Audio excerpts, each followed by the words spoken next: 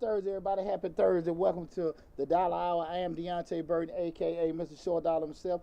Tonight we got an awesome show playing. Tonight is, I hear so much, people talk so much in regards to building their credit, getting business credit and things like that, but they always seem like they always get back in a funk. And I just want to have a show titled tonight, Fixing Your Credit Won't Fix Your Problem. Again, fixing your credit won't fix your problem. Again, before we get started, we'll introduce my awesome producers, DJ Lab. It's Thursday. Yes, sir. It's yes, Thursday. sir. Yes, sir. Yeah, that's right. Also, Slick 316. Man, I'm super excited about tonight, man. You know, business been booming, tax season been going pretty good. You know, YouTube channel going okay, and everything. So I'm super excited and everything. I dropped a couple new videos for Change Your Lives. So we're trying to get all of that back out of the ground. You guys make sure you check out my other YouTube channel, Change Your Lives, hosted by Deontay Burton. I'm super excited. I've been pumped all week. Say you've been a little busy this week. Yeah. Tax season got me going. Been making a little money, bro. That's a good thing. Making me a little money, man. We'll take it. All the time. But like I said, fixing your credit won't necessarily fix your problem. That's the title of tonight's show. You know, kind of just rehash the previous week. Like I said, guys, we are in tax season. Everything going pretty good. Boys doing pretty good. We'll be wrapped up his rec basketball season. Okay, how you come out? They won like 1 or 2 games. Oh, one or two games. Yes. He probably led the league in fouls and everything. My bad. We got to give him a clap for that. What that song say? F it up. Right. That's what my baby boy be out there doing. Gotta start somewhere. F it up. Right. But they shout out to the coach, man, and the team. They had fun this year. Okay. And everything, so it was cool. Well, so now we know full-fledged and back in the track season. So you know me, man, just be out there, at the meets all Sports summer. dad. Shit, tired dad. But besides that, everything going pretty good. Guys, what made me think about again tonight's show is that I see so many videos in regards to people, trying to get business credit. Most of the time, people, they want to start a business up, and everybody want to be able to do certain things with, having the business. They don't have money, so the thought process comes up a lot of times. People want to be able to get some kind of loan to get their business, and that with the whole advent of the SBA loans and everybody getting acquisitions and getting money and stuff, I think it kind of gave a lot. It gave people probably a distorted perception on how to get business funding and business lending. We'll talk about that. But tonight, I want to make sure, we just have an open discussion in regards to most of the times, even when you're able to get access to capital, get access to funding, it's funny how you still find yourself back at the place you started back at. Square one. Yeah, nobody like talking about that. Scratch. Yeah, it's like you break your neck to get into the hunt to get the money, and then when you get it, a couple of months later, you back at square one. Okay. Right now, we're streaming live on Facebook, YouTube, Instagram, TikTok, LinkedIn. Am I forgetting something? At Facebook. So again, this is the Dollar Hour. I am Deontay Burton, a.k.a. Mr. Short Dollar himself. Make sure that the main platform that we do stream from is the YouTube channel. We got close to 400 videos on the YouTube channel. Got an active grants playlist with over 150 grant opportunities. We cover business operations, business management, and business financing.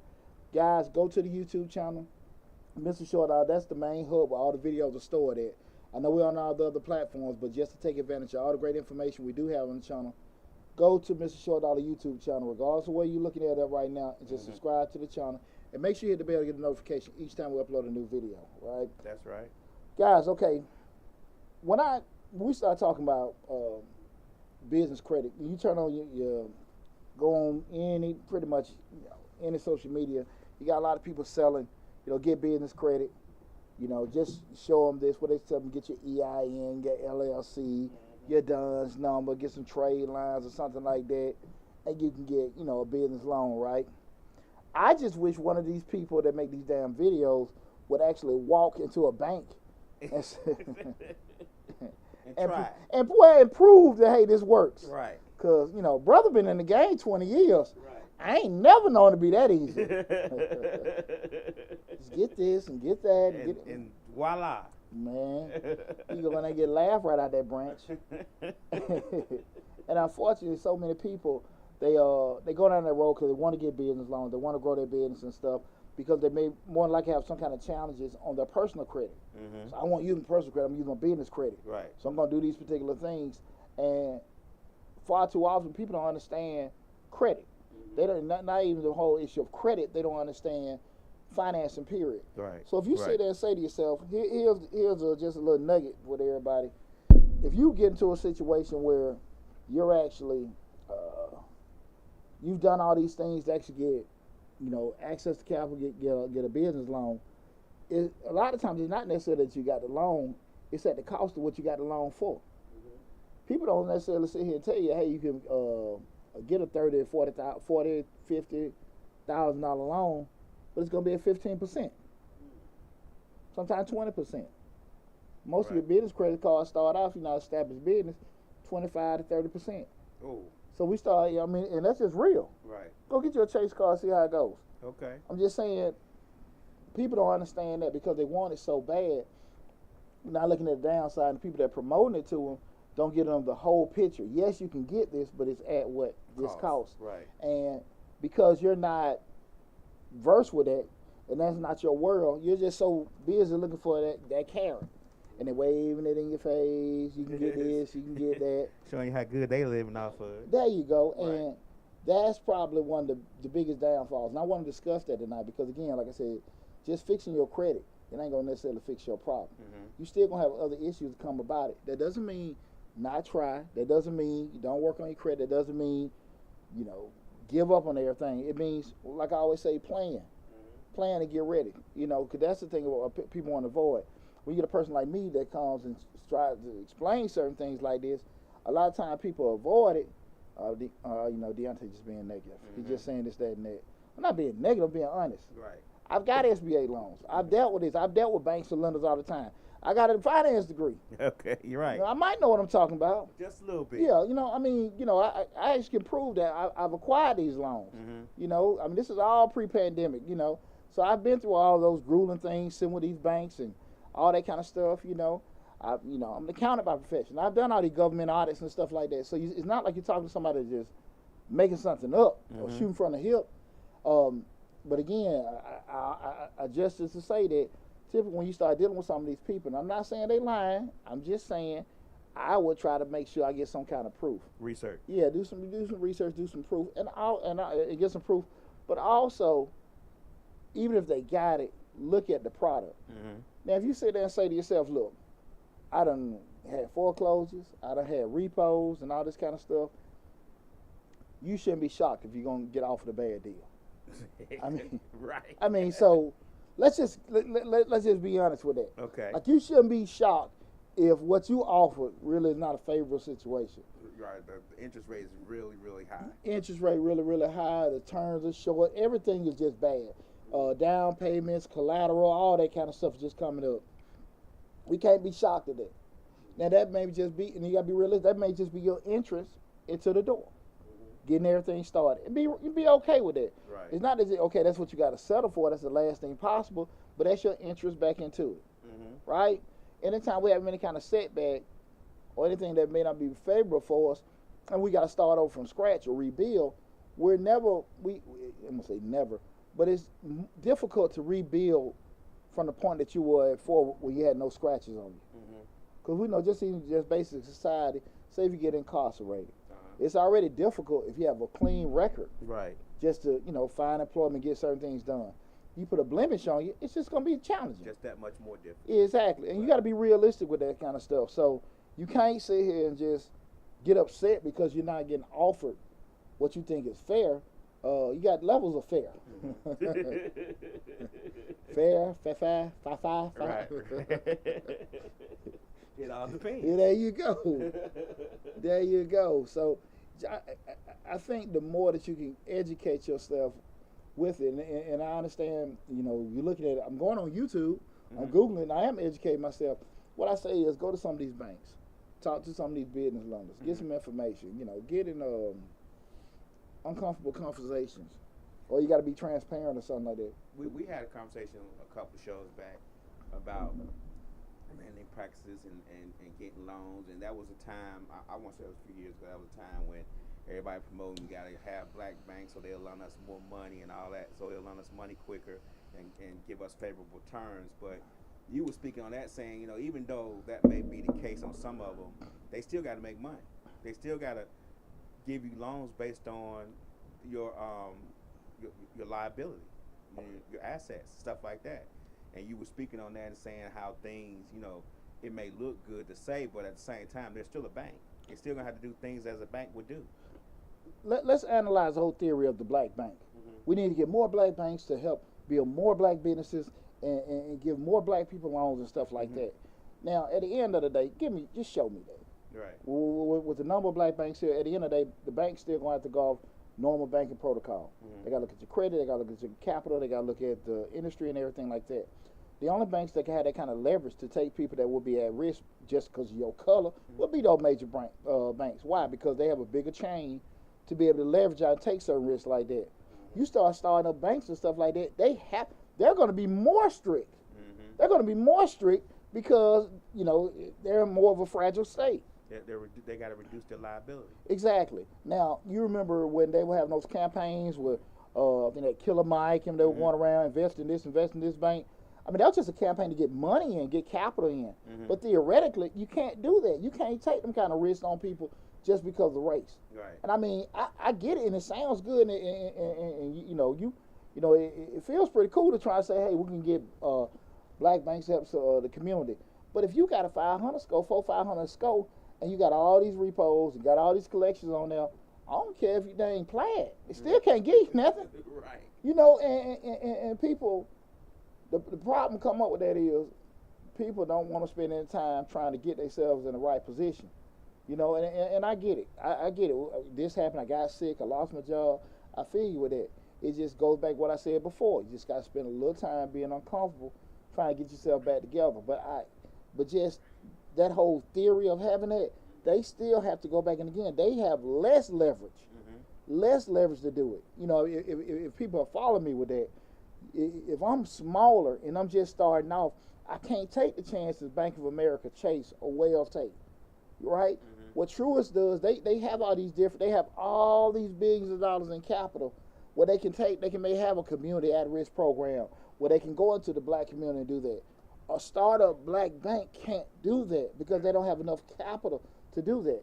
So what do they have to do? They got to find strictly that. And you see a lot of them, I guarantee you, if you look at majority of the African-American owned banks, I guarantee you most of their loans probably aren't to black folks. A lot of people don't realize that the banks do a risk assessment. That's why they ask you for all that information, regardless of what bank it is. That's why they ask you for all this information, because they want to reduce their risk and assess how reliable you are for this loan. And that's with any bank. They have risk assessment. They have a person who does risk assessment. They have a person, when they say, okay, well, give us a couple of hours or give us 2 days, we'll get back to you. Mm-hmm. They have somebody looking over your stuff and seeing what the risk would be to give you that loan, and to assess if you are able to pay that loan back. Well, see, again, guys, this is the dollar hour. Tonight we're talking about fix your credit won't fix your problem. To your point, Lab, we've had this conversation before in regards to, I don't think a lot of people understand, just how, the whole process of business. When you look at it, a bank is in business to what? They make money still, right? Mm-hmm. They want to help the community, but they still make money. How banks make money? Right. On interest payments, off fees, fines. That's how a bank makes money, right? Right. So at the end of the day, if they're not going to be getting their money back from those interest payments, they can't, they use the money they take from deposits to be able to lend money out. Mm-hmm. So at the end of the day, like I said before, they can't, even when they do that risk assessment, you have certain branches, they can be a little bit more flexible. Mm-hmm. But we go back to it again. If they're going to be flexible, it's not necessarily going to be the best of terms for you. Right. I know you're at risk. I know you got challenges. You see what I'm saying? Mm-hmm. So with that said, I can't offer you the same product or situation of somebody with an 800 credit score. Right. I just can't. It is not fair. It's not realistic. And it's really not feasible for them to do if they want to stay open. Mm-hmm. It just ain't going to happen. And I think I think that people don't realize that they use our money to give the loan, but when we come for our money, they gotta have it. I mean, even though it's FDIC insured, you still gonna want to go to the bank and get your money out. You don't want to see a sign across things that say, well, we ain't got them loan money back yet, so we ain't able to give you your money back. Well, sometimes that I mean, it never happened, but I get, thinking about stock market crash and stuff like that. Those are the things that happen because those banks are leveraged in other things in order to keep themselves. They're using your money to do so.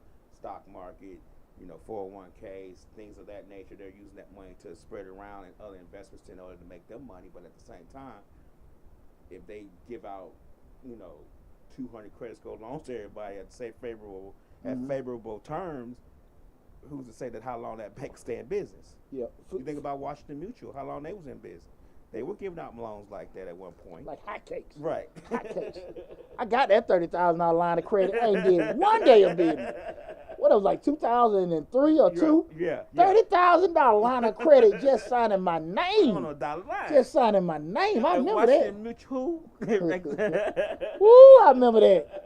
Ooh, that big W. Lady said, you want a line of credit? I said, yeah. Yeah. I asked for 75, they gave me 30,000. And I'm talking about I had nothing. Right. Nothing done. Exactly. That was back in 02, 03. Exactly. God, man, I remember that BS. But that's the same line. No. But to your point, I just think that the flip side of it is that so many people don't understand those processes of how banking goes. And I think two things need to happen. I think a lot of times people that, like, from the bank perspective, they should put a lot of time, banks or even people just like myself should push a lot of information in regards to acquiring loans and doing a proper way of doing it, not necessarily giving you people this little Simple Simon blueprint to get a loan. If you really want to do business with Bank of America, Chase, and all them kind, people say stay away from it. But at the end of the day, let's be realistic. This is how you get that Prime Plus loans, where you're only paying 7-8% on a $100,000 loan. You ain't paying 15-20%. Because I tell you, we go that jackleg lender or whatever, that's what you're gonna be paying, right? When you're trying to do, if you got bad personal credit, you don't want to be a guarantor on a loan. You don't want to have no personal liability with, or you're not finna get a favorable loan. You may get a loan, right, but it ain't necessarily gonna be favorable to you. And I do think a lot of people, like I said, like myself and other people in finance and stuff, need to do it. Now, the flip side of it is, they do it. Mm-hmm. What's the problem? People don't want to go through that. I mean, you guys know I'm a treasurer for 100 Black Men South Metro. We did the Black Empowerment, Financial Empowerment Conference at Banneker back in, what was the year for the pandemic? So it was like 2018, 2019. Mm-hmm. We had Chase, Wells, all these, Edward Jones, all these places funded. Mm-hmm. Ran ads on local radio stations and stuff like that. Had at Banneker High School. Over there in Banneker, what, at College Park? I think I don't know. It's over there in South I'm Florida. sorry. But we had it, man. I mean, it was all decked out. Man, I don't even think 30 people showed up. Really? We running straight V103, WALK, KISS 104 ads and everything. People want you to give them something, but they don't want to sit and through stuff. Okay, nah, that's what it is. And I'm being honest about that, like. Mm-hmm. I'm being honest about that. That's why I said it's kind of hard a lot of times when I hear people saying, well, we need to do this in the community. We need to do that. We do that. The people just don't want to do it. People want to be in business. People want to get a loan. Right. People want the cash to start their business. People don't want to go through the BS of starting a business. Process. People don't want to go through the BS of getting a loan and all that stuff. They don't want to do that. Because you start to go through all these check marks and getting sent back to do this. You ain't got denied, but you're getting all these tasks to do. They want me to get this. They want me to get that. I go through that with these the grant videos. Okay. I think you had the latest one we put out. I think you had to be for females, and you had to be a nonprofit. Mm-hmm. People raising saying they want me to be a nonprofit. Go start you one. Right. I'm just saying. I remember. And this just me being honest with myself.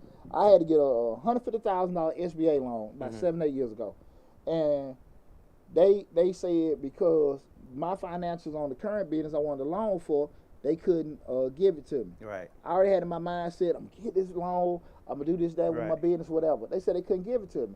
They said, but we can give you the loan if you start a new business up. Oh, okay. But I want to do it with my business. I'm thinking about half brain and everything. Like, well, this is what we're gonna offer. So I can sit there and be in my feelings and trip about because they don't want to get my business a loan, or do what? Go down to Secretary of State website and go start me a whole new business. Right. And I got my money 3 weeks later. Okay. You can't major in the minor. If certain things are required of you to be successful, you got to do that. And the time you spend complaining and whatever, you're wasting air. Right. And also the person that's actually going to give it to you, you don't want them to change their mind. Screw it. Whatever. Right. And it happens all the time. People get caught into it. I'm telling you, man, we post those videos for grants and stuff. They want me to actually type something. They want me to post this. 8 or 9 people doing it. Why should I do it? You don't have to. Right. I always tell you guys, listen, when it comes to these grants, contests, or whatever, you have a 50-50 chance of getting it. But you got a 100% chance of not getting it if you don't apply. Exactly. It depends what chance you want to take. It's up to you. Yeah, I mean, and if you're not willing to do it, I get it. I understand. But ain't nobody tripping about that either. And we start talking about getting access to capital and things like that. I read all the articles about, African Americans aren't getting this, they aren't getting that. I'm gonna be honest with you, like I'm and I try to sit here and think, because I'm on a lot of community boards and doing a lot of stuff. Like, they really don't ask for race. Right. Now we can have some conspiracy theories. They know by your social and your name and all that stuff. But at the end of the day, the bank trying to get money. I think, I might be wrong, they're more concerned with money than my color. Okay. You know what I'm saying? Now, they're going at them, and they may go in there and see you and they be jealous. You getting this, that, and that. I get it. That's a human aspect. But for the most part, we live in a virtual society where a lot of stuff you can do it. The reason why I believe, and this is about 20 years and over 20 years, in banking, insurance, and financial services, most of the time I'm seeing with the black businesses getting denied because they ain't in compliance. They ain't in compliance. Another thing is they don't have no network to be able to call, hey, lab, listen, brother, can you help me out with this? And that's why being in compliance is so important. That's why networking is so important, because people say so much time, so you got to know somebody. It ain't what you know, it's who you know. That's right. Go get you some who's. Right. Go to these networking functions. Go to these different places. Go meet these bankers. Go do that. Get in uncomfortable spaces. Get in a situation where you got to talk to people that you don't normally talk to, so you can get comfortable with doing it. The more you say, I'm not comfortable talking to people, the more you say, I'm not used to it, and I feel my mouth get dry, I get stuttery, I don't like talking, being in that arena. I get it. But the more you avoid it, the more you halting, you get an opportunity to get access to certain things. Right. All right? Because a lot of times, theoretically, shout out to Woodward Reserve. I had that cotton mouth last week. Now, I ain't had no stick. I had my stick last week. Right. And this one right here cutting up on me. Cutting up on me, man. I knew. I said, when I grabbed out the humidor, I said, boy, I knew I'd take a little chance. Yeah. But we talk about it all the time, just being able to get out your comfort zone, to put yourself in a situation where you can grow and stuff. And that's why I say, just you turn around and you spend so much time getting your credit score and all this other kind of stuff together, and you go to do it, you got to be realistic what you're trying to do. So we look at the traditional standpoint of just say trying to get credit, and we understand that a lot of times people have made some either bad personal credit that you can't get a loan for, or you might want to switch it over, get it quote unquote off of yourself. You got a business loan or something like that, and you just want to be able to get your business finance where you feel like you don't have any personal responsibility. And you have so many people tell you you can get a business loan and don't have to be a personal guarantor and all that other kind of stuff, right? Which is possible. I would tell you guys, I want to say 80, 90%, I don't know if it's 90, but probably 80% of business loans are going to require you to have a personal guarantor. They're going to want to have some kind of personal guarantee or individual where the loan will be in the business name. It won't show your personal credit. It won't. It will be under the tax ID number of the business. But if that business default, you liable for it. Okay. Okay. Y'all gotta understand that that's just most of them gonna do that. And if a lender doesn't require you to be a personal guarantee, they don't have for that loan is gonna be something serious. It's going to have a high interest rate. It's going to require a lot of collateral. It's going to require probably some down payments. So you got to be realistic about what you're trying to do and what you're asking for. They don't put that on those videos. And that's why I say a lot of times on videos, I really just be wanting to see like, okay. They only show you the good part. Yeah, be straight up about, okay, what bank I need to go to. They'll tell you about getting a trade line from this place, that place, and you got all that. But I mean, what's the cost of carry? Right. And we're going to talk about that in a little bit. We're going to throw some math stuff out. So a lot of time people, they do the traditional thing, think about coming get my loan, so they plan on doing it. They fix their credit. You know, you done paid the person to fix your credit, or you done took some time, paid some stuff off and everything because you ready to get that business started. Your score done went up. You go to the little place because now you get your loan, get your credit card, bam, you back in business. And from the point that you get back in business because you done got your loan, you worked on your credit, you got all that kind of stuff, you did what they told you to do, now the BS spiral is about to begin all over again. Okay. Like, hold on, Deontay. Look, man, I did what I was supposed to do. I got my loan. I got everything started. What in the world can go wrong now? Right? What can go on now? Well, we know what can go on now because we asked everybody where your PPP money at. Where your disaster money at? Yeah. But you're sitting on it. Yeah. You're sitting. Right. You don't know what none of that money is. And Biden just came out the other night, so we finna witch hunt, Lord. Hey man, he witch hunt for them loans. They finna find. They finna put task force together. They gotta get that PPP back. Yeah, they gotta get, man. We're gonna get out there because I don't want nobody shaking their boots. I want y'all focusing on this show. But and again tonight we're talking about fixing your credit won't fix your problem. And when we start getting into that situation, now we start looking around talking about the BS the BS spiral. When you get the loan, you don't work your tail off, you done got the loan. So once you got the money in hand, boom, check it out. Hey man, look, I got approved for that loan. Hey bro, yeah, 50,000. And what do people do? Acquire. They make purchases, do things, boom, boom, boom, boom, boom. And I ain't even talking about you go spend irregular stuff. I'm not talking about you we're not even going to the thought process that you got the loan and you went and bought a car, bought clothes. We talking about you really went and bought stuff to get your business. You I was went and about bought to say, now some people might buy stuff for their business now. We're going to go on that story. Okay. We riding legit. We went and bought us a mower, blower, all that kind of stuff. Right. We went and got us all the flow polisher, the scrubber. We got all that, right? Right. We got our lash machine. I ain't gonna forget the lashes. What other thing? Where they freeze, put on your butt, freeze your fat? Yeah. So everything going great. We getting everything. You know, all the equipment you got just to be an entrepreneur, right? Everything and stuff. But here's the deal: we started acquiring, and now we done used all the money for the loan. We done maxed that business credit card out. Now we start looking at, since we can't borrow no more money, we straight spending our money. And all the excess cash we got is going towards bills. Okay. So the money we had saved, now we got to pay the bills because we don't have no more leverage money we can spend out, right? You follow me? The issue comes over that now money start getting tight because we done bought all this stuff to get everything started. Money ain't coming in where we want, but we still got what? Outflows, outlays, and money going out. Right. Now it's getting slow. It's getting tight. And what happens most of the time, Lab, it gets harder and harder to pay these bills. And now you're doing what? You done got this loan. You was already in a bad shape before, but you've done what you need to do to get this loan at this little funny rate. So now you're paying these. Your loan money is maxed out, card maxed out, bills still coming in. Now you're doing what? What you doing before? Going to your personal stuff and pulling money out of that, trying to cover on everything. And then you get to that little funny part, but you got to say, look, bro, I know I did it big in about 4 or 5 months. I got to decide what I'm going to do. Right. I'm going to keep it. I'm going to sell it. I'm going to let it go, hang up for a little bit.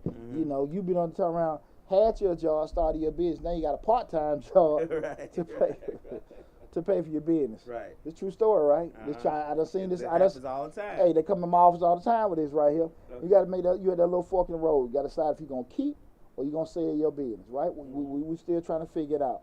And what you try to do is keep it and hold on because you got all these emotions, right? You got all these emotions.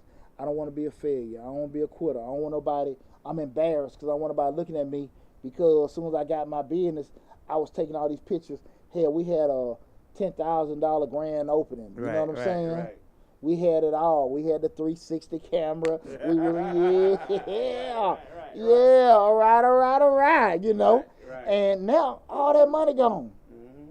And you didn't call Mr. Short Dollar at the beginning to help draft a plan. To pay it back. And now you call Mr. Short Dollar now to what to do with your money. And I'm like, oh no, man, because I'm trying to make sure you can pay my invoice. Right. We talk too long. Well, we go too deep in the conversation. Before I start talking, I got to make sure you pay me. You know, we got to do a little prepaid plan. But all seriousness, now you get that little fork in the road, and then what happens a lot of times you try to hold on, you forced to close it. Well, let me ask you a question. I think you skipped the part when you were talking. I may have missed it. Mm-hmm. But when you were talking about, you know, the loan, the money's gone from the loan and dipping into your personal savings, but the loan has come due. Now that's an extra bill on top of the bills you were already paying, on top of the mortgage, on top of the rent you're paying for the space you got, on top of all the other stuff you done bought. Now the loan come due. I'm talking about when I say all the outlays of the business. I'm talking about the loan payment, in addition to utilities of the business, insurance of the business, all the outlays coming out. Mm-hmm. And when you get to that point, because you got a lot of people just going to be paying the loan payments with the loan money. Mm-hmm. The money not coming in, like I said, my outlays are coming. I'm sorry, I'm eating this candy. It's pulling air in my mouth. I apologize. That's okay. But then you have more expenses than you have income. And that's uncommon with a startup. Right. And people get in them kind of situations all the time. And what didn't happen, Lab? You back where you started out for. Mm-hmm. You started this business with jacked up credit, jacked up personal credit. Mm-hmm. You did what you had to do to get the business loan. Mm-hmm. Unfortunately, because you had bad personal credit, you end up getting a business loan that probably wasn't the best deal for you. Right. And now, because of the way you went about it, all the money you pumping out, the business wasn't growing, now you're back at square one. Right. The bad part about that is what? It's going to be more painful. Now, why? Because you done did this job twice. Right. You back broke twice. Right. Hey, being broke once ain't good. But being broke twice, oh, Lord. Yeah. And when you hit on a sore spot for me a lot is that when you said that you had a job, then you quit the job, and now you got a part-time job. A lot of people rush so quickly to quit their job when they start a business, and the job not even profitable yet. They just I own the business now. It's all uphill from now. It's all sky's the limit. You know what I'm saying? And they don't realize sometimes you have to work a job in order to help support your dream. Shit, I always say keep your job as long as possible. Right. Keep your job. You're going to have the insurance now. Yeah. I always say that the way that you go about it, knowing when to leave your job, when you can't work your job no more. Mm-hmm. When you can't work your job no more because the business is booming that much, that's when you leave your job. Until that point comes, keep your job. This comes from somebody that's 150% self-employed. Right. Keep your job as long as you can while you growing and nurturing, because you're going to have some setbacks. Yeah, you might feel that you're missing out on certain things because you are going to work. That's part of it. It's going to be grueling. It's going to be rough. When you're so mad, I want to go do my own thing. If I can do this, I can make money. Well, it's a process. You're right. But like you said, you done left it because, hey, I can pay my bills with this part. They're looking at the loan to pay their personal stuff. When the first thing them lenders tell you, we give you this money. This money is not to replace your income. Right. This money is for the business to grow. And that stuff going in one ear, coming out the other. Why? I know, because that's what I thought. Right. You know what I'm saying? Now, that's a 15, 16 years ago Deontay now. I know better now. How they going to know if I spend $5,000 right here? They ain't going to know that. They'll never know. Right. They'll never know, and they'll never find out. But you going to know when you ain't got no plan of how your money going to go. Right. And that's the thing about it. When you get back in that same situation you started up in, broke, busted, disgusted, now your personal credit shot, now your business personal credit shot. Right. What in the world are we going to do now? What in the world? Boy. And here's, like I said, it hurts a lot worse now because you did so much to get out of your personal slump, you felt, and now you done gotten this thing with your business. Business slump. Oh, Lord. God gonna take me away. And see, this is where I go back to when I was in grad school, one of my professors, Dr. K, and I remember what he said, and it always stuck with me. And he said that people in business, they spend so much time fixing problems but they never ever spend any time, or hardly ever spend any time fixing the cause of the problem. So what happens is you stop the leak. You fix the leak. Right. But you never thought to say, okay, what in the world is causing the leak? Too much pressure on the pipe, some kind of antiquated system. What is it? Is it the material we using? I stopped it from dripping. But it may come back and drip again if I don't handle this situation correctly. Right. And that always stuck with me. They said that happens so much in business. Then you start talking about people that are successful business people making 6, 7 figures. I mean, 6 and 8 figures. I'm about 6 and 7. I'm skipping numbers. They're making a lot of money. So my point being, they're making it, and they're smart. They're making those kind of mistakes. What in the world would you make? So those are the kind of things people don't want to address. You got the money, and you figure the money gonna fix your problem. What is the problem? The number one problem, guys, I'm telling you, when you have these issues, is discipline. It's discipline. Most people get in the business, they not disciplined. Like I said, they figure that money is gonna fix their problems. Money don't fix your problems. Right. Money masks your problems. But at the end of the day, that leak gonna get too great to cover up anymore. That bleeding is gonna get too out of control where you ain't gonna be able to sit here and fix it no more. And you gotta make some decisions from that point, right? And so when people don't be disciplined to understand how certain things need to be set up, you're gonna find yourself starting over and over and over and over again. And that's why I think people don't want to do it, because when you have discipline, you gotta have patience. You gotta sit and plan. You gotta get all kind of things set together. You gotta write stuff down. Yeah, all kind of things come with it. Right. And people, and when you start doing that, that's when I hit the pooch. That's too much. I ain't got time to be doing that. You know, you look at how many people actually, and I'm keeping it real, that did get those PPP and disaster loans. And because they weren't disciplined, you know, they made 1 or 2, 3, 4 transactions, money gone like that. Right. And because they weren't disciplined enough to go through the steps of properly creating and running a business, or even educating yourself how to do it, the money gone like that. And again, if it was that simple, people, like I say again, the thought process is what? Always gonna be what? Money. Money. It ain't money, it's you. It's you. Nah, Pooch, don't be having me looking at myself. No. I think we all gotta look at ourselves. No, I'm just saying. And it's not. That's what they saying. Don't be having us looking. It ain't us. It can't be us. We had a plan. We drafted it. We got it together. We went and got this loan. Somewhere in between the loan and the money being gone, something happened that had nothing to do with me. Well, you had a plan, but you didn't follow it. Right. You had a plan because, you know, you heard the guys at the barber shop say, hey, man, get you a business plan. Okay, cool. They called me, hey, short dollar. Can you draft me a business plan? Cool, I give it to them. But, man, you might well wrote it down hieroglyphics. They not. They're not following it. They ain't following it. Right. They just got one. Right? They got one. Right. You know, so it's not. It's just like how many people have bought diets? Or that buy the little, let's take it back. What were the little tummy twisters? The belly shaker. Oh, yeah, the ab rollers. Yeah. They got me. You walk some for a house, you're like, wow, man, what you like, an athlete or something? Man, I ain't you that thing one day. Right. So people get the tools to be successful, but you getting the tools and not using them, it don't make a difference. Right. You understand what I'm saying? I get it. So people get business plans. People do all the stuff they're supposed to do. But at the end of the day, not using the tools, I go back, not being disciplined, it doesn't make a difference. It does not make a difference. Right. Because like I said, now we got to start doing things that are what? Uncomfortable. They different. They're going to be time consuming. Who want to go through that? Nobody. No, who wants to go through that? Nobody. Nobody wants to take a difficult road in order to get to the pot of gold. We want to just go slide down a rainbow and fall in the pot of gold. We don't want to do no work. We don't even want to lift the pot of gold when we want somebody else to carry it for us.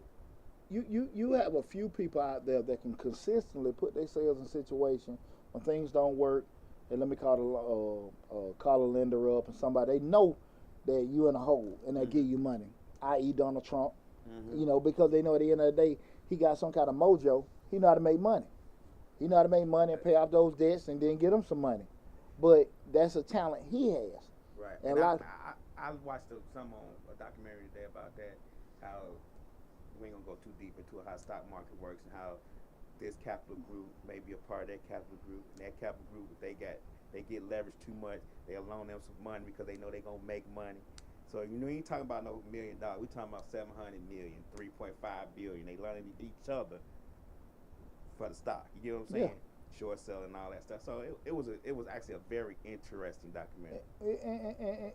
In theory, with doing those particular things, I'm giving you this. I know you're in a funk, but I know you're gonna make it back. Right. You've built that reputation. Right. But if you ain't got a reputation for it, because at the end of the day, let's keep it real. That's what our credit score is. Right. Our reputation. Mm-hmm. Like I said, we lost a job, we got sick, went through a divorce, whatever. How you got there, they really ain't concerned with it. Right. Unless you got the what? Relationship. Mm-hmm. You got a relationship.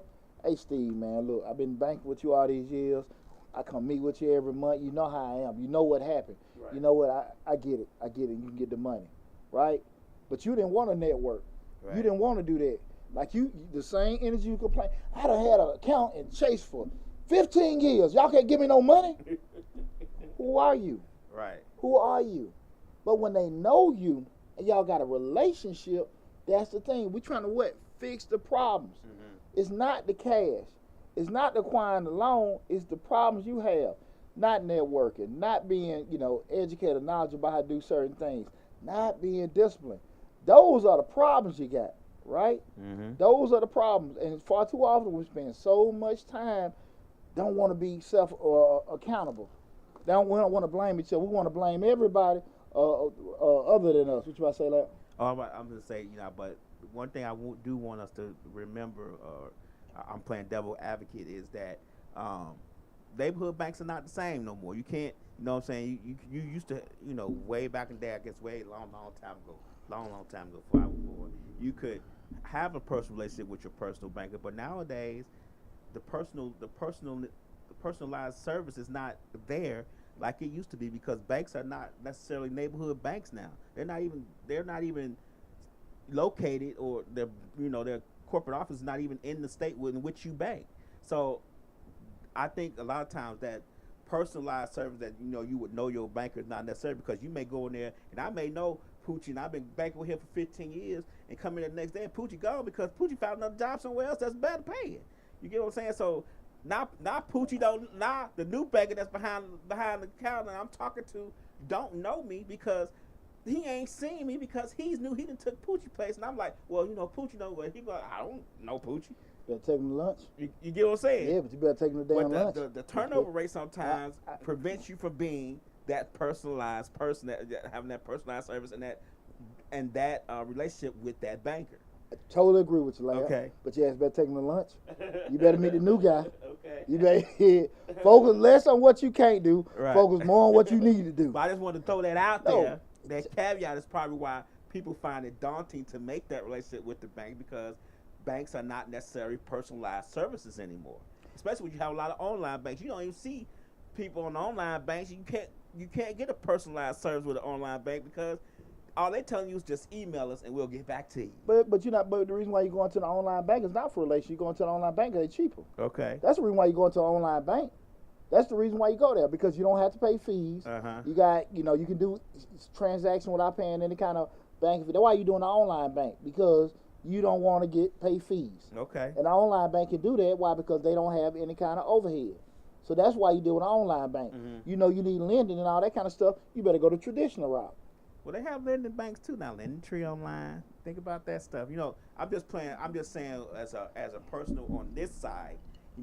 Like I always tell you, I don't have that CPA experience that you have. As a person on this side coming to your bank to get a loan, you may not know me because your turnover may be high. I've been in there several times, but managers change, people change, they go to other branches, stuff like that. And that personalized attention that I may be trying to get, and that I may know you as my banker, may not be accessible because it's not a personal bank. I'm not disagreeing with you, but it don't happen that often. It don't happen that often. Everything you just said, I think that I believe that does happen. I mean, that's a deterrent to us people. To us little CPA. Well, no, it shouldn't be a deterrent, because you still ain't stop asking for no money. Well, I mean, it ain't. That's what they're there for. I'm just saying, if you still want the money, I mean, if one woman tells you no, are you gonna stop trying to talk to women? No. That's different. Nah. The reward is different. I'm just saying. Right. And to your point, I agree with you. You know, if you have that turnover, the adjustment, I get it. But at the end of the day, you just need to know how to pivot. You just got, just because it's not there, you know, if they change stuff like that, you just need to go to meet a new person. Okay. You know, you just brought up the online banking. The whole thing of dealing with online banking because it's cheaper. Even with the whole thing is a lending tree and things like that, why you going to lending tree? Because you feel like it's more accessible with doing it. Because they got a pool of different loan products. So you're not necessarily dealing with lending tree to get the personalized stuff. You're dealing with lending tree because you might want to get a bigger pool. I have a better chance. Exactly. There you go. So the reasoning behind that. Now you may just say you don't know nothing about loans or whatever like that. You just pop up going to one. You're gonna find out quickly why. But every business, lender, whatever, everybody got a different strategy and a different demographic that they cater to. But that's why I say with the whole online banking, the accounts that I have at online banks, it's just transactional. I don't want to pay online fees. I don't need to talk to nobody. The risk coming up with all that is when my account get hung up or something like that, I catch hell 'cause I ain't got nobody to talk to. Right. But then I have to do that personal assessment. That particular business, I ain't doing my in and out with that account, so I really don't need that. Some of the ones where I know I probably have to talk to somebody or whatever, I have my money in those particular banks. Okay. So you have to do that kind of assessment, and when you don't know, spend some time finding out. Okay? So, you know, I'm glad you went down that road with that, Lab. But here's the deal. Again, tonight we're talking about fixing your credit won't fix your problem, right? And we're looking at, you know, a lot of times people looking at just, if I get this, my credit straight and I get this loan, I better make some moves. Right. But those same bad habits that you had to get you in that little funky spot, you are going to resurface again, regardless how much money you get. Okay. So what I'm going to give you guys is some suggestions and a blueprint on how to make sure certain things like this don't happen. Okay, I'm going to give you my blueprint that what I give to people in regards to when you do any kind of business, acquiring any kind of business loans, business credit like that. This is what you got to look at. Okay. First of all, guys, and here's the thing that people got to understand, and the disaster loans were a little bit contradictory to this, because I was telling people that if you came to me, I would say apply for it. And the only reason why I would say apply for the disaster loan, even if you're not necessarily going with this route, because you had a 2-year window to start making payments. You can get the money and put it somewhere else. But the number one thing I say, guys, you got to borrow with a plan. You have to borrow with a plan. Not an idea. Right. Not an idea. You have to borrow with a plan. When you want to start that restaurant, the nightclub, the particular business stuff, you need to have a plan on how much you need, how much money you need, how you're going to expense that money out to grow your business to be able to make X amount of dollars. So I need to borrow 5 to spend 3.5. That'll turn around and return me 10. You got to have all that stuff planned already. Okay. You just can't go out there, I just need some money, and figure it out as you go along. Right. No. Does that mean everything you're planning is going to go the way you had it planned out? Absolutely not. But you need to do that. You got to borrow with a plan. You can't just borrow with an idea. People all the time, because when you borrow with a plan, you're borrowing what you need. Right. When you go with an idea, you can under, over, totally book it up. You know what I'm saying? You have to have some kind of concrete plan. What you're doing. Exactly. You got to. Number one thing, borrow with a plan. The thing I was saying with the disaster loans, when people come to me, I was like, look, get this. There's no other time where, you know, even though if you meet the criteria to get the loan, put it in an account where you have no access to. If you don't have a plan, and if something come up in the next 2 years, make your plan to use the money. Okay. If not, just give it back. Got 2 years. Right. So that was a little contradictory to what I normally would tell people. Right. But you had a 2-year window to make payments. But that's banking that you're what? Discipline. Right. That you done got a $50,000 loan that you ain't making no payments on. But what? What about it, Lab? You ain't gonna touch it. You ain't gonna touch You it. ain't gonna touch it. Now that gonna be hard. Okay. It ain't gonna be hard if you like, okay, I ain't got nothing to do with it. You stick with your game. I'm like, hey, you know, I need $500. I got $50,000. Well, again. $500 ain't gonna hurt. Well, And I'm just messing with you. but you get my thought process. At the end of the day, you're sitting there borrowing with. You got to borrow with a plan. Right. You got to have a plan and a purpose with it. You just like I said, you're not borrowing with an idea. And so you're not getting stuck on that. This is just not, you know, I want to start this up, I want to start it up, but never going through Step 1, step 2, step 3, phase 1, phase 2, phase 3. You're not going through that. You just ask for money. You gotta borrow with a plan. Got it. That's the first step. The second thing is your plan. Focus on how you acquire that loan, and what kind of asset that you require with it. So when you're making that plan, it's about the amount that you're getting and what kind of assets you're going to get for it. You got to have that thing set up where you're looking at how much I need to get and what I'm going to acquire to be able to make a certain amount of revenue to be able to pay over that particular whatever the cost of getting that loan was. You have to have that set in place. The second thing is when you borrow, you're looking to borrow to acquire assets that's going to be able to generate revenue for you. You got to be invested for the building, the equipment, or whatever. Your thought process, you're looking at, I'm not borrowing just to go shopping and get clothes and stuff like that. If I buy this equipment, there is some thing that I'm looking at. Okay, I'm going to be able to use this equipment, these supplies, to be able to, increase my revenue going down this path. You follow what I'm saying, Lab? Like it just can't be, I'm just borrowing money. Right. With no plan as to what you're going to do with the money and how much the supplies or whatever you need may cost. Right.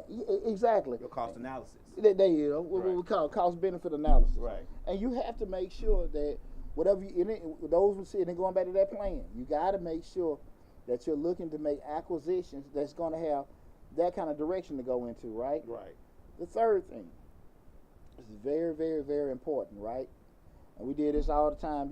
Like I'm a finance major. We do this all the time. You got to make sure that the rate, you're looking at the rate that you're borrowing at. You're getting a loan 5%, 4%, whatever. I don't know what the hell you're going to do with a 20, 30, 40% loan.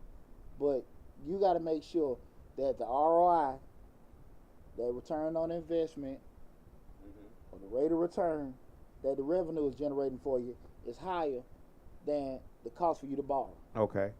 You got to make sure of that. Now, does that have to be done? I guess does it have to be done before you borrow? Should you have that rate of return already, or does it have to be done like you say you start a new business? So do you expect it to happen? Everything forecasting. Okay, forecasting. Because if I'm sitting there saying that, look, I'm buying this this bread maker. I know that the bread maker can produce X amounts of bread in an hour or in a day, and I know, demographically, normally we making X amount of sales of bread, but with this new machine with output, I can make more, but I got the actual traffic to justify that. Okay. So I got something, I'm buying something that can produce more for me to make more money. So again, guys, I'm telling you, the return on investment has to be greater than your cost to borrow. Okay. Now, if I'm losing you guys, and I'm being so serious right now, this is why people have to make sure they get some kind of consulting or guidance on the front end when they're trying to go into business, because the mathematics side of it is always going to be the most important thing. You got something, Leo? Yeah. Demetrius says, what is the basic points? I'm sorry, what are the basic points that a business must have in order to be successful?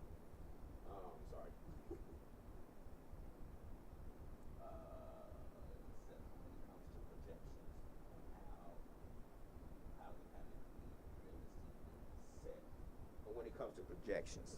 Well, we start looking like we were just talking about now, just knowing the cost, because what rate you got to borrow at. They give you a loan at 5% of the terms or whatever. You know that the rate of the income that you're making, it need to be greater than that, right? So we start looking at just say, you're looking at the projections and stuff like that. The cost. You got to be as, be as realistic as possible. Right. If you're going to pay some more, what it will cost. If you got somebody working in your shop, X amount of hours, whatever, you can get a guesstimate of what the utilities would be. You can get a guesstimate, a good guesstimate of the insurance, utilities, whatever the cost of operations, payroll, things like that. You can get that. We always start off at our cost. That's why I would tell people, you don't base prices on what you heard or you just try to be the cheapest. You got to sit and be realistic. What's your unit cost? What does it cost to make it? What does it cost to run your particular business, your variable and fixed costs? You start off with your cost.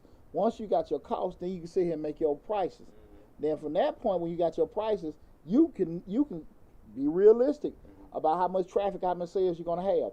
You can say if you made 5 sales, 10 sales, or 20 sales. You can look at that and you can run your projections from there. That time 5, your sales time 5, your sales time 10, your sales time 20, how much money that makes, the total that subtracted from your fixed cost. And that'll let you know.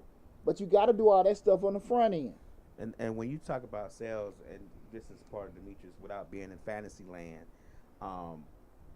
you know, let's just say you have 4 days of sales. You know, you sold 100 units each day, and you usually sell 10. Now, most people, just by human nature, they gonna project their sales off the 100 because they thinking, okay, I done made 100 sales in the last 4 days, so that's got to be what I'm finna do when they do their cost projections. I mean, when they do their, you know, the income projections. You all want to be conservative as possible. Right. That's I mean, you all want to be conservative as possible because I can guarantee you, most of retail stores, they'll never base their sales projections off, you know, holiday sales, right, or different cyclical stuff. They, you know, they have a stream number. They say, okay, this is pretty much what's going. So if they get the spikes they have in the holidays or certain sales and stuff like that, that's kind of like a bonus. So you kind of want to be conservative as possible. That's why I say you can actually run your projections off, you know, 3 to 5 different scenarios. 5 sales, 10 sales, 20, 100, 200 sales. You average those out. Well, no, well, you I mean, just per sale. Just say if you sell 1 bike for $10, you got your unit cost. It costs you $5 to make the bike. And then you sell the bike for 10. So you made $5 profit. Right? And then you got it may be, for easy math, $1,000 to run your facility. So you know, you 500 going to 5 going to 1,000. What's that? 20? 200. I'm sorry. So 5 going to 200. So you know you gotta sell what? 200 bikes. Right. So that's easy. Right. So you know that. So at the end of the day, so you take it up to the price being a little bit more, how the volume from that point, you can make your projections. But you got to do that front end math to find out if it's even going to be viable enough. Because you can, and I'm going to tell you what this is encountered a lot, where people get a facility or rent a space out where the overhead, the rent is so high, and they can't realistically make the sales in that particular area to justify the increase in rent. That makes sense? So you got to be able to do that. Your price.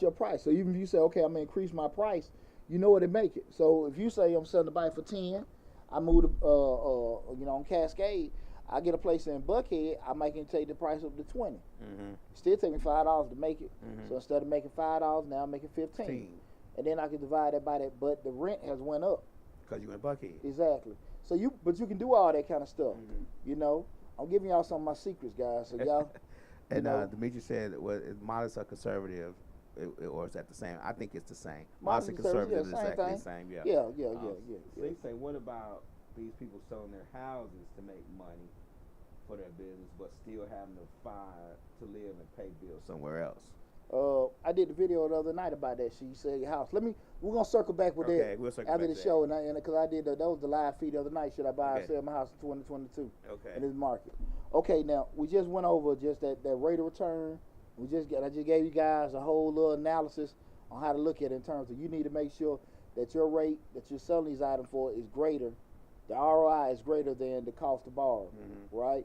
That was the third thing. The fourth thing is the loan got to make sense because of that. Right. It got to make sense. What do I mean by the loan got to make sense? What I just said.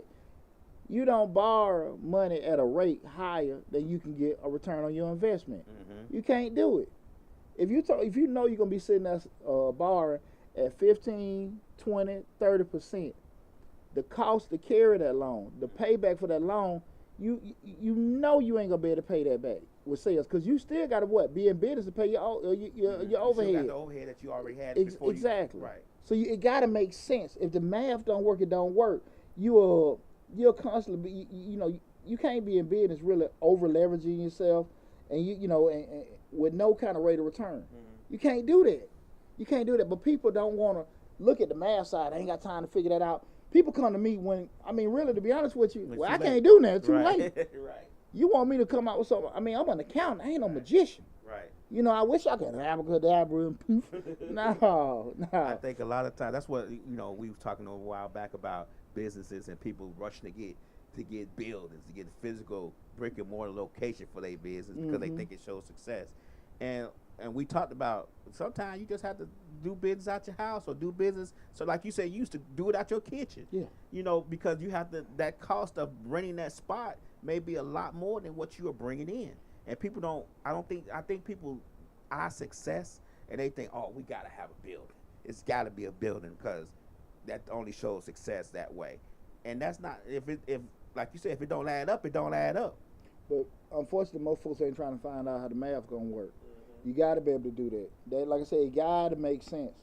And a lot of times people don't want to go down this road of actually trying to do the mathematics side of it because they're looking like that's being a deterrent. Nah, that ain't going to do it. Right. But you get in deals that don't make sense for you. Right.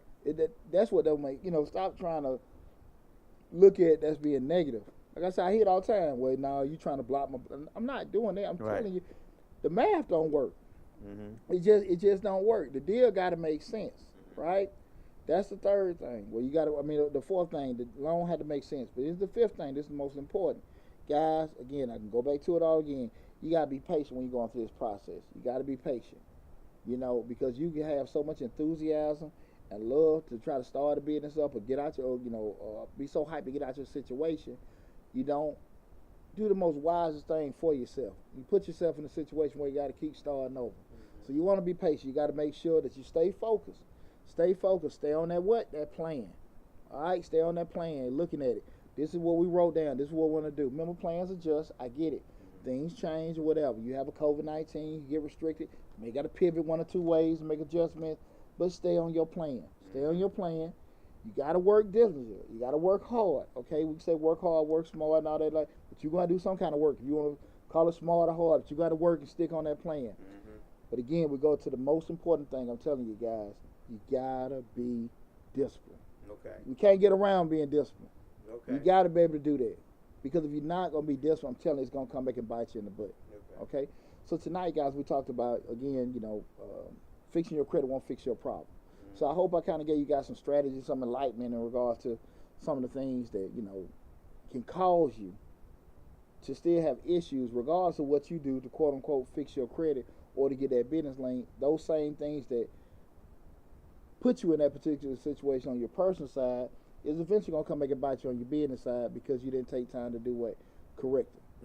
You about to ask me something? No. Okay. Now listen. Hope you enjoyed the show. What I'm gonna do now is open up the floor before we close everything up. If you got any questions that related and everything, so I'm opening up the floor for that. So we got to go to slick question. Yeah, no. I'm about to say I'm with it. So we'll go to slick question. Here's the deal. This is what I had to deal on. What I was talking about the other night on the live feed. We started talking about this whole real estate market. This is the thing that I'm looking at. That you have all these skyrocketing mortgage prices. Just real estate prices for properties. This is the issue with that, Lab, is that you sit there and say, okay, you offer me $300,000 for my house, right? And you say, okay, cool, that's a deal. Man, I bought a house for $150. I'm gonna make $150. Man, look here, I'm good. I'm walking away good. I can put a down payment on a nice crib. Right. Give me a big $500,000 house, right? Right. What's the problem with that? What's the problem with it? Is that right now, today's market, It's you not bought tomorrow's market. Well, the problem to come up is look at what happens. You gave me $3 for my house. I netted $150. I go out in the market, try to buy me a house. The house for $500,000. It's the same damn house as my house. I just right. The size you just sold. It's the same size. It's the same size. Because the market is dictating the price. Hey. You didn't realize that when you sold the house, because all you saw was $150,000 profit. Lab is happening every day, Lab. Lab is happening every day. These folks ain't doing that but moving. Right. They ain't doing that but moving. Right. And you got to be realistic with that. Right. I'm telling you, the crib you selling, you gonna turn around and rebuy it at a higher price and a higher interest rate, because the interest rate is gonna be higher than what you probably bought it at. Because if you bought it for $150, the market probably was on a downturn, and people don't realize markets go up and down, especially real estate markets, because based on certain things, and I've been in real estate a long time, commercial anyway. Based on certain things, the market goes up and down. I mean, today that house could be $150,000. I mean, could be $500,000 in 5 years from now. It could be worth 90. Well, just say you got that market for 150. Just say you got that market for 150, and that was the market then. But now it done went up to 300. It just that's how it is. But at the end of the day, you got to be realistic what's out there.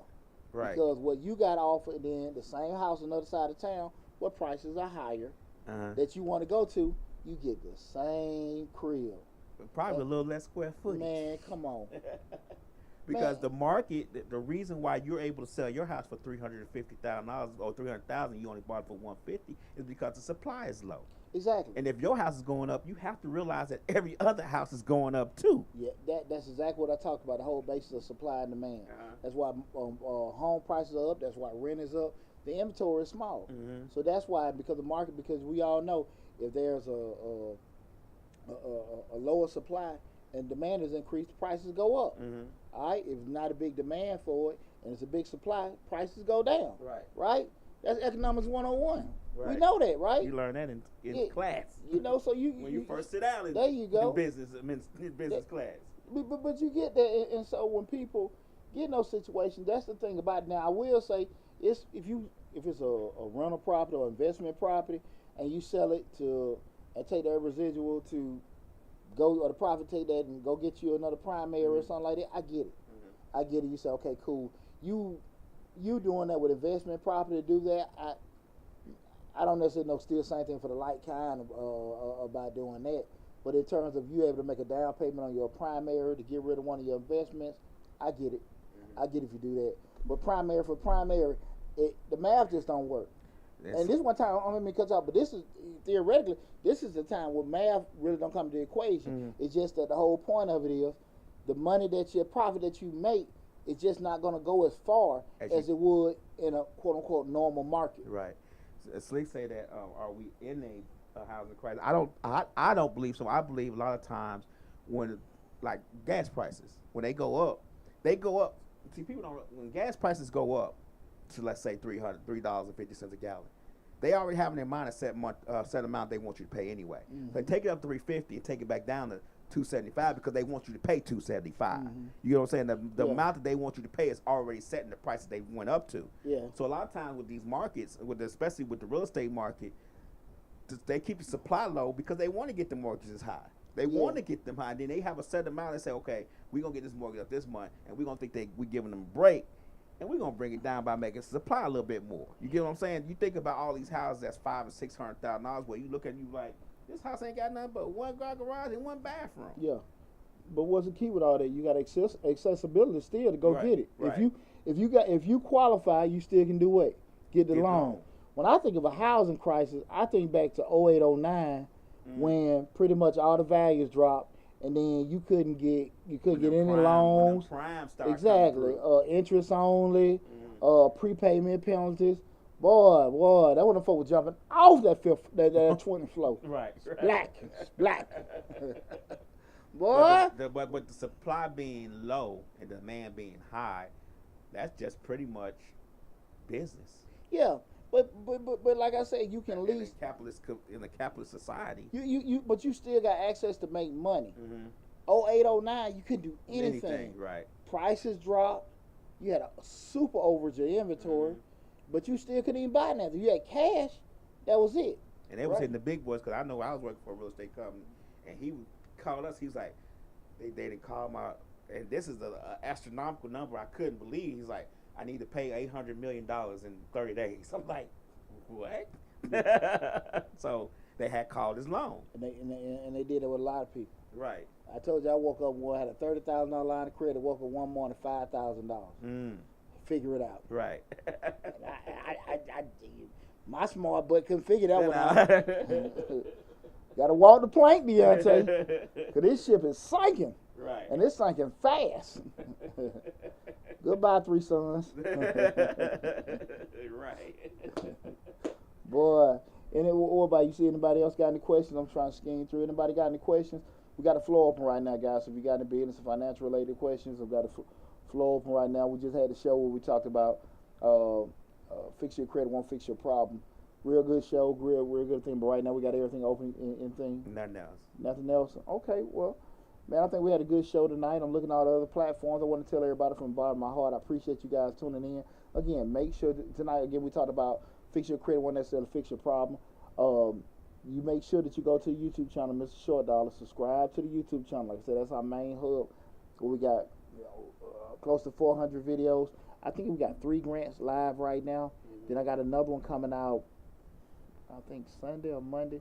A video coming out. Then we had other videos coming out in between that and stuff. Like a lot of good stuff coming on the channel. So please take advantage of the information we got out there. Also go to my other YouTube channel, Change Your Life, hosted by yours truly, Deontay Burden. Got a lot of great information with that. We'll have that show going next week, but we still got some videos coming along with that. So your boy's staying real busy. And again, you know, when you look at the, if you're looking at us live on Facebook, YouTube, and LinkedIn, you should see the, in the description section, you should see all my contact information, number to the office. If you need to book an appointment, you can do that. Go to the website, join the mailing list. Make sure you join that mailing list so I keep you guys abreast and updated all the great information we currently have going on and all the information we got coming down the pike, okay? Again, guys, I really want to tell you guys thanks a lot for all the love and support you got. I think right now we're at, what, 22.5 subscribers. We almost at, we might be at 20,000 for TikTok. Oh. Yeah. We was at 19.9 earlier today.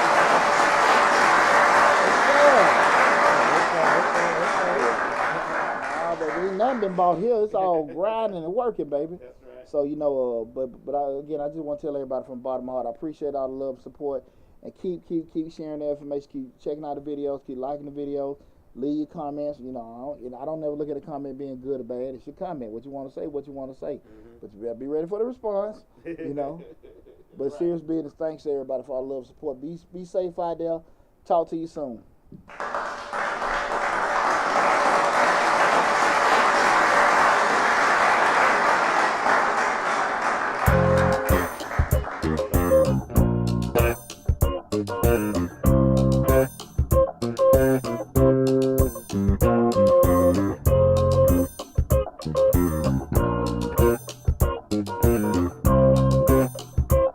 Thank you.